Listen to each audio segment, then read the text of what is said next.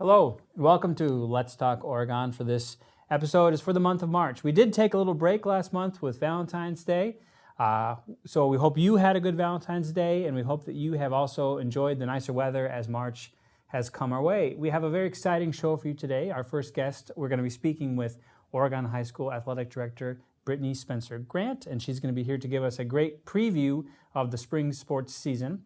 And in our second half of the episode, we're going to talk with Candie Jones. And that's going to be a very pertinent and important conversation for us, as she is the village clerk of Oregon and will give us all the information we need to know about changes that are occurring with the upcoming election on April 2nd.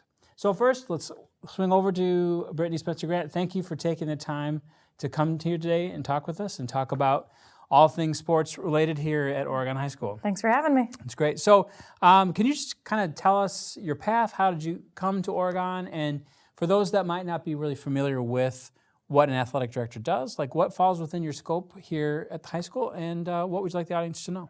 Yeah, so Brittany Spencer-Grant, or sometimes people call me BSG. I am the Director of Athletics here for the school district, so primarily working at the high school, but I do a little bit of work with the middle school and supporting Dan Howard. He's the middle school athletic director. A little bit about kind of how I got here. I was a middle school health and phy-ed teacher in New Glarus, and in addition to that, I served as the athletic director there. With it being a smaller school, it was kind of that shared duty, so I was doing some teaching during the day and then had some time off to work on kind of some of those AD duties. And I realized that it was something I was really passionate about, and I wanted to get to a school where I could do that full time. So when this job opened up, it was kind of a perfect place for me. It was unique in terms of the timing. It wasn't a summer position that was posted or a spring. It was posted in September. So I ended up giving kind of 4 weeks notice in New Glarus when I left there. Since I was coming out of the classroom, I felt guilty for leaving. I had been there for 12 years and had a lot of relationships, and so it kind of gave that notice, was trying to do a little bit of work in both places at the same time, just to kind of start getting in and established here before I actually, stepped foot into the building. Part of my role is ensuring eligibility with kids. So making sure paperwork's in, making sure they're abiding by all of our expectations, grades, code of conduct, attendance, all those good things. My office, I have a wonderful assistant, Dave Jameson. He helps me out a lot. So we're working on scheduling. We usually try and schedule like at least a year out for most of our sports. So that's, opponents, officials, event workers, kind of everything logistically that goes into hosting contacts or contests. We kind of work out of our office. So lots of logistics. Yeah, but, a lot of moving parts. And the fun part is, seeing the kids compete. That's the best part. Yeah, and speaking of competing, we're just coming off the winter sports season. Now we're kind of in flux and in transition here. And we had some success as a school, correct? We had a lot of success. With the winter sports. You want to kind of talk about the teams that competed over the winter season and what kind of outcomes we had? Yeah, so we had our boys and girls basketball teams both had really successful seasons. The girls made it all the way to the sectional final and ended up 27-1 on the season. So they had a phenomenal season and something that they should really be proud of. Our boys team made it to the regional final, got beat in the regional final by a team who ended up qualifying for state. So we'll see kind of where they land. Our hockey teams had good seasons. Our boys team ended up in the sectional final, where they got beat by eventual state champion. Our girls hockey team had a season of growth, but they did see some successes too, and we had a young group, so we're looking forward to seeing what they do in the future. Our cheer squad made it to state in their 2 events and ended up coming home with 2 trophies, a 3rd and a 4th place finish for them. This was our first school year with a dance team or a dance POMS team. So while they weren't competing, we saw them in our gym at different basketball games, and we saw them a little bit at the end of the football season. So looking forward to what that team does in the future. We had our wrestling teams do really well this winter. This was a season of expansion, especially on the girls' side for us. So we hosted the first ever girls-only duel in the area. So that was a really cool event for them. They sent 1 competitor to state. And then on the boys' side, they sent 3 kids to the state tournament, capped off with a 3rd place finish by one of our individual wrestlers. So it was a really great winter season. We also had our boys swim team do well, and they sent 1 swimmer to state where he got to compete in 2 different events. And I think I've accounted for all of our winter Yeah, sports. right. It's a lot I should have made a note. Yeah, there's a lot to recap, but that's awesome to hear those successes across the board. I know students really, we had a great culture of athletics here at Oregon High School, and I know we got great involvement from kids, and spectators and parents alike come out and support these kids, and they're doing really wonderful things. And I know you work really hard at making sure everything goes smoothly as much as you can. And speaking of kind of this upcoming spring season, we are for the first time going to be adding a sport. Yeah, is that correct? that's I mean, correct. I'm sure we've added sports. Not in my time. So this is Yeah. kind of also another Yeah. groundbreaking experience for us. You want to kind of talk about what that looks like for us here? Yeah, so this is the very first year that the WIAA, which is our governing body for athletics in the state, they are sponsoring the sport of lacrosse on both the boys and girls side. So this spring season is the inaugural season of that sport. We are fortunate to have a co-op team where Oregon is serving as the host school, and then we have participants from Broadhead, Evansville, McFarland, and Stoughton who can join our team. With the co-ops, it's you have to apply for it kind of a year in advance. So those are the schools who we have kind of permission to bring in. I've been asked, hey, there's this one kid at this one school. Like, unfortunately, we can't take single kids right now. Because it would have to go through that co-op process. But we've got high numbers on the boys' side, so we're looking at a varsity and a JV team. We're hoping a couple more girls come out of the woodworks just to kind of give us a little bit more cushion. But we are planning to run a JV and a varsity team on the girls' side as well. Right. So they'll be opening up play here coming up, and we'll be hosting them right here at Panther Stadium for games. So looking forward to seeing what they can do, and so that I can learn a little bit more about the sport of lacrosse. So that'll be learning for me. Admit I don't know much about it either. It looks like it's a fun sport and fast-paced for sure. It's fast-paced, it's fun, and there's actually the girls' game and the guys' game are actually two very different things. So if you catch a game, you'll notice the boys play in a lot of equipment, whereas the girls just wear kind of head or like eye gear, eyewear. And so it's just different in terms of the the competitiveness is high regardless, but in terms of any contact that's allowed. So just kind of rules that are a little bit more intricate in one side of the game versus the other. So they're kind of two different sports under the umbrella of lacrosse. Right. And now with this cooperative team, are they going to be playing under Oregon name and badging and all that kind of stuff? They'll be wearing Oregon uniforms. Yep. So we're considered the Oregon co-op. Sure.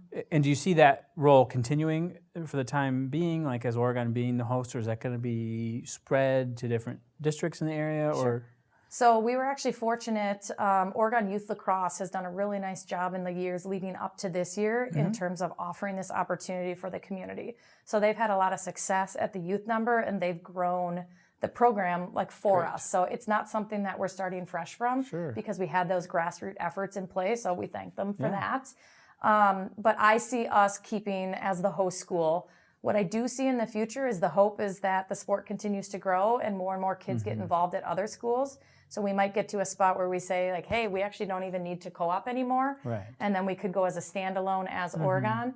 And then hopefully, those other 4 schools can maybe form their own team, because that's how the growth of the sport really takes off. Yeah. So that's kind of the co-op model, and that's the goal when you enter into them, is that they're short term so that you can grow the sport. So are there any special considerations with this sport in particular? Are they going to be playing on the football field, the soccer fields? Where are they going to be housed? Where can someone, if they, I want to go check this out, where are they going to go to find a game? Yeah, so the best spot in terms of finding their schedule is to go to badgerconference.org. And within there, people can filter by sport, or you can look at a specific day to figure out what sort of contests are taking place. All of our home games, pending good weather, are planned on Panther Stadium, which is the football stadium. We have it lined, or it will be lined, for what's considered unified lacrosse. So a little bit different is there's girls lines and there's boys lines, and then there's this happy medium called unified lines. So instead of having 2 different sets of lines on the field, we're going to paint with the unified set, and so both the boys and girls will play on that. But the plan is to start JV games at 5:30, and for varsity to follow probably a little bit before 7:30-ish. Just kind of depends on the flow of the game prior. Right. Yeah, I know it's been pretty dry, so I'm hoping we do get some good rain, but not too much that, puts a damper on the spring seasons for Fingers sure. crossed. The lucky part with the co-op too is that a couple of our co-op schools have turf. So if we get into a bind in terms of weather, we're hoping that, we can call up Stoughton and say, hey, any chance we can move this game over to your place, stuff like that. So that's an added bonus for us with the co-op arrangement. For sure. So one thing I think, has been in the news lately too is kind of connections between kids playing sports and injuries, right? And we often know that's an unfortunate reality for some kids, that it is competitive and our bodies are going to break down every now and then. And so is the district taking any steps to kind of, A, help prevent injuries, B, kind of addressing the kind of over-specialization and, repetitive injuries that come with over-specializing in a certain sport, and also like the concussion protocols? Like what's the district kind of doing to stay ahead of the game in terms of those issues? So there's actually a statewide mandate for youth sports in terms of providing concussion awareness. So when families sign up for athletic registration, there's some information and some paperwork right there that they're provided, and then they kind of sign off and acknowledge that they've read through the information and they understand the signs and the symptoms and kind of the process for if they suspect a concussion, kind of what those next steps are. And one of the biggest next steps for us is, the coach hopefully being kind of in the loop and being aware. But then the coach would recommend, hey, you should really connect with our athletic trainer.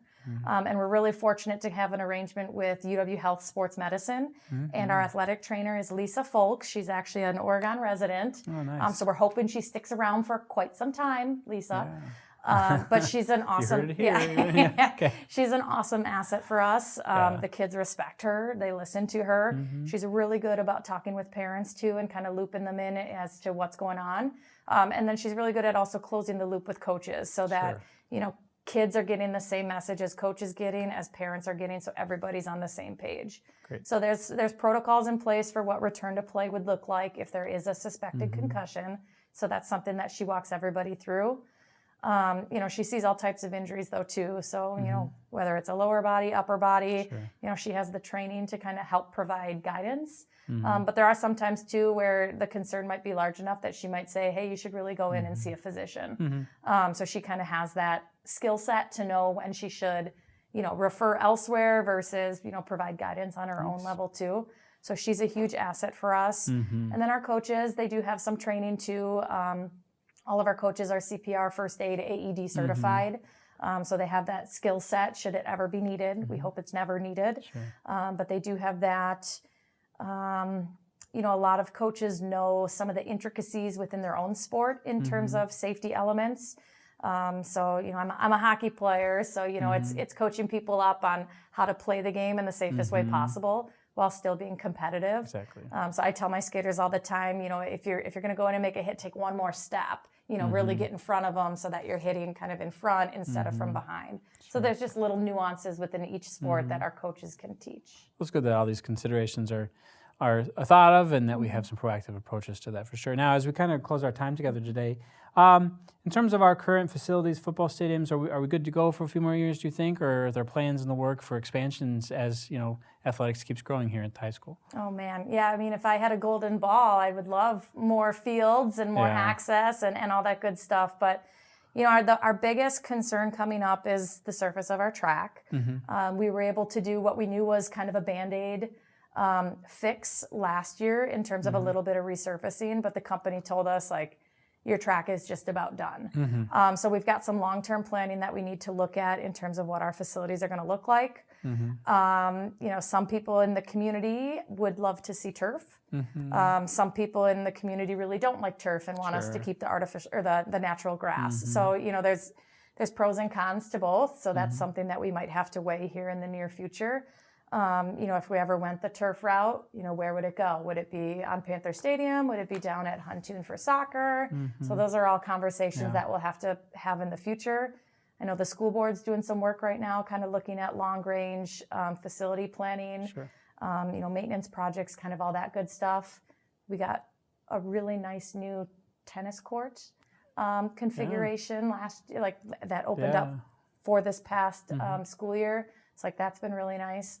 Good. Yeah. So it sounds like plans are in the works for continually updating, maintaining, and it takes a lot, I know, to keep the level of we have here just going at a full, fast-paced rate. So that's about all the time we have. So thank you for coming today and giving us this wonderful, breakdown of everything all sports here, and we look forward to watching some lacrosse games, and hopefully our spring athletes achieve as much success as our winter ones did. Yeah, thanks for having me. So we'll be back in a minute here on Let's Talk Oregon, and we'll be back with the village clerk, Candie Jones. Is it time yet? It's time. Let's start time for dinner. Oh, terrific. Faster dinner. Donating pet food is one of the many ways you can help families in your community. Pets and people belong together. Learn more at petsandpeopletogether.org.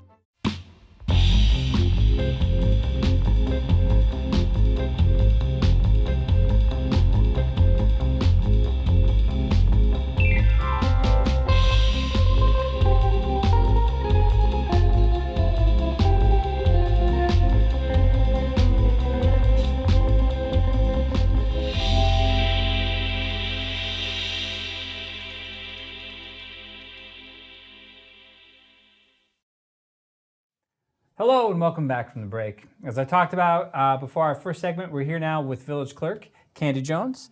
Thank you for coming and talking with us today. As I had said earlier, this is going to be a very pertinent conversation with our upcoming spring election. So can you just take a minute to introduce yourself and your role with the Oregon community? Yeah. So I am the village clerk for the Village of Oregon, and we do all kinds of things in the clerk's office. One of our main components is the election administration.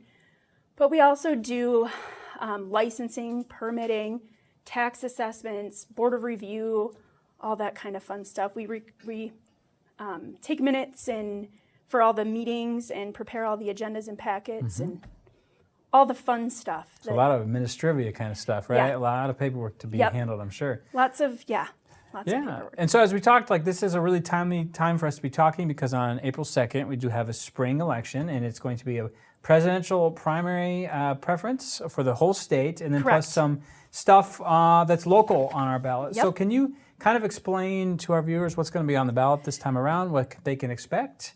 Absolutely.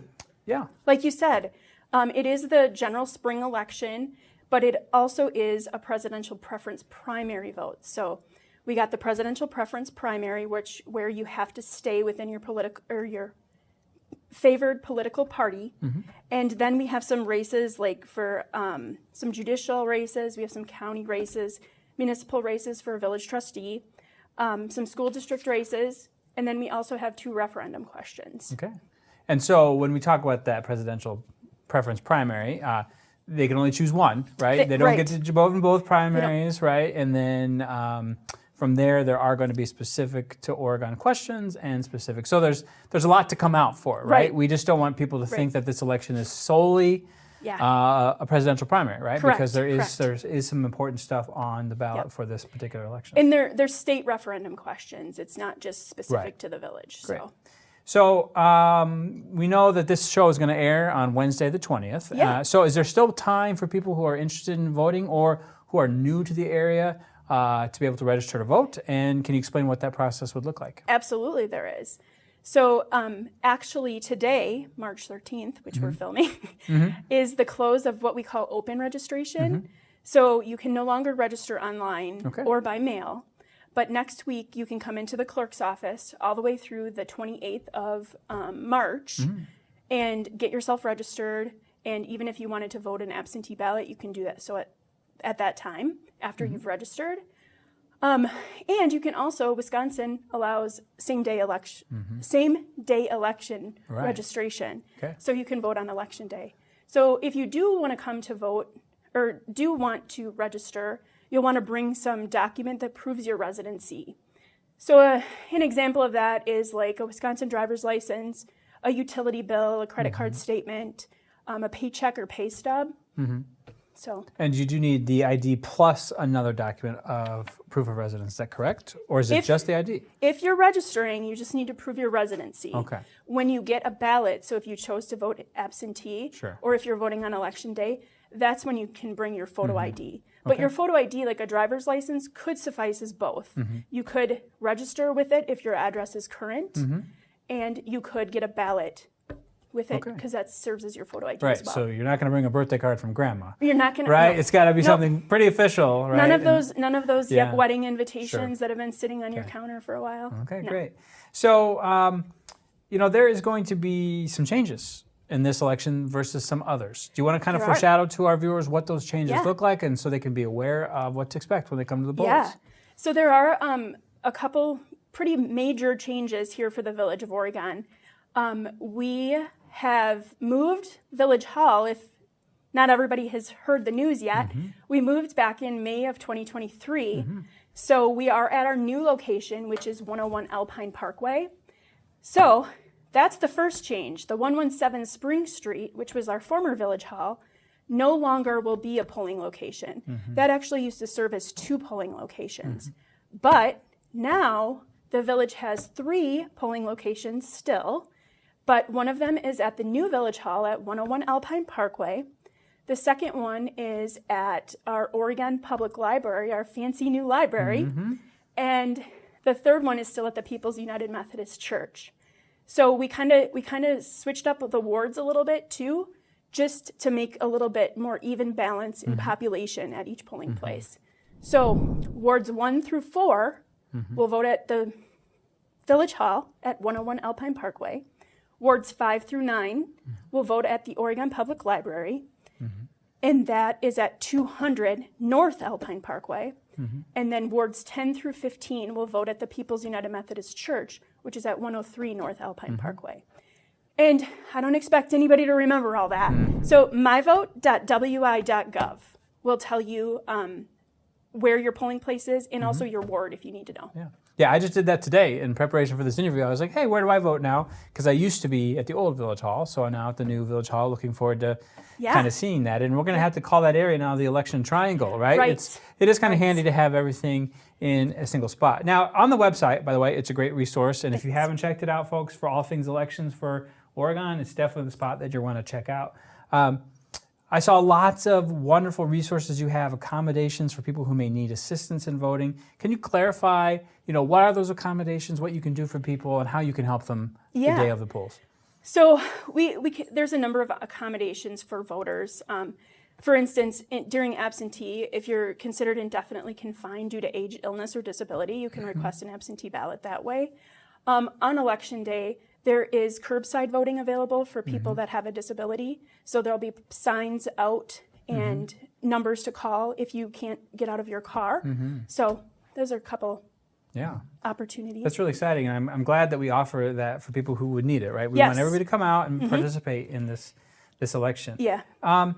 Now, we are actually making another pretty big change as well. So it says in the Village of Oregon is now going to be using what we call Badger books for the first time. Right. And what is the Badger book, and how will that impact our election day?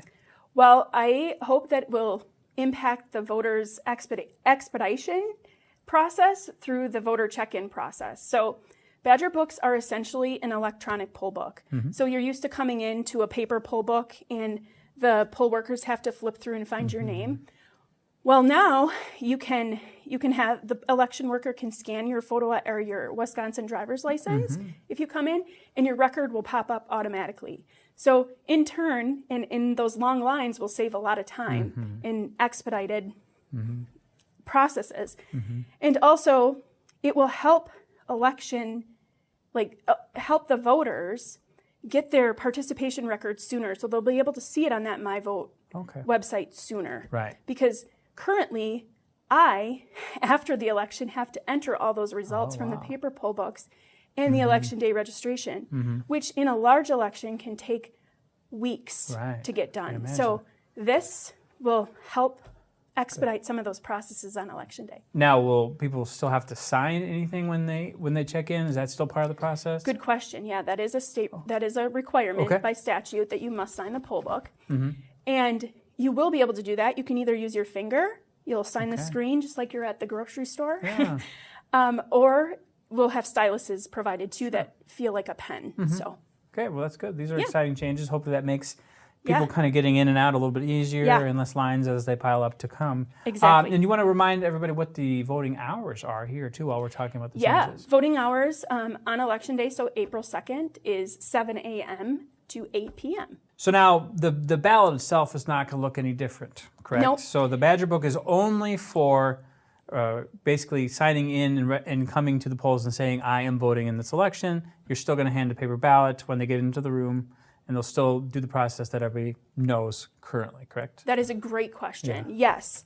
The Badger books are simply that poll book piece. They're going to get you checked in and issue you a number.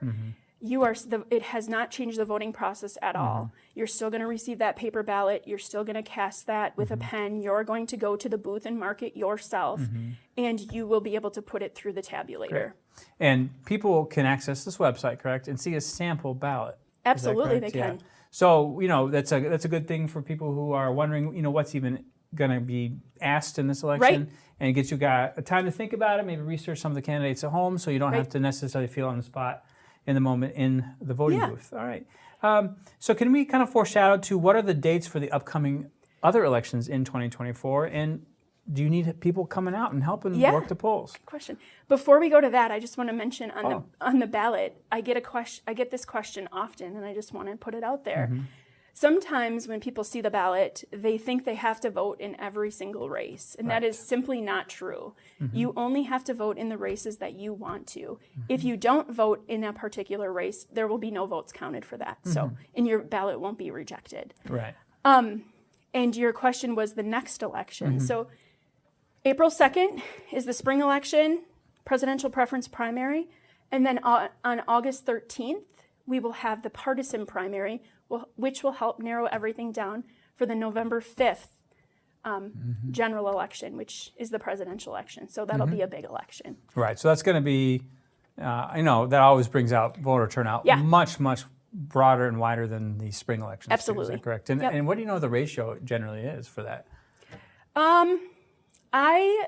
Oregon is pretty engaged with their voting. So I expect probably an 80% turnout. Wow.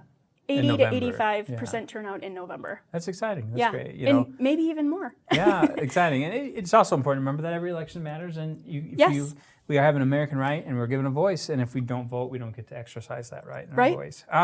Is there anything else you want to tell us about this upcoming election?